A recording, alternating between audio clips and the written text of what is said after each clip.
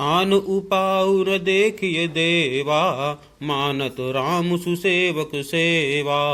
हिय सपेम सुमिरहु सब भर तहि, निज गुण शील राम बस कर तहि। अर्थात हे देवताओं और कोई उपाय नहीं दिखाई देता।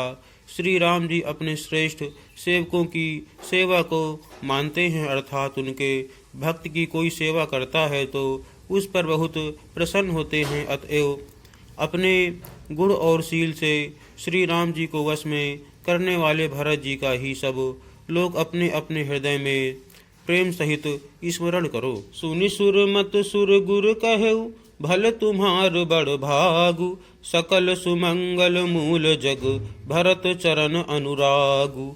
अर्थात देवताओं का मत सुनकर देवगुरु बृहस्पति जी ने कहा, अच्छा विचार किया, तुम्हारे बड़े भाग्य हैं। भरत जी के चरणों का प्रेम जगत में समस्त शुभ मंगलों का मूल है। सीतापति सेवक सेवकाई, कामधेनु सय सरिस सुहाई। भरत भगति तुम्हारे मन आई, तजहु सोचु विधि बात बनाई। अर्थात सीतानाथ श्री राम जी के सेवक की सेवा सैकड़ों कामधेनुओं के समान सुंदर है। तुम्हारे मन में भरत जी की भक्ति आई है तो अब सोच छोड़ दो, विधाता ने बात बना दी। देखु देवपति भरत प्रभाऊ, सहज सुभाय विबस रघुराऊ। मन थिर करहु देव डरु नाही, भरत ही जानी राम परिछाही। अर्थात हे देवराज भरत जी का प्रभाव तो देखो। श्री रघुनाथ जी सहज स्वभाव से ही उनके पूर्ण रूप से वश में है।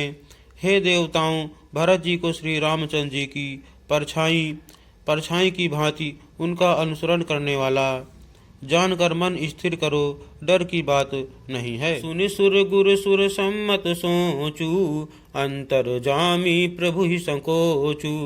निज सिर भारु भरत जिय जाना, करत कोटि विधि उर अनुमाना।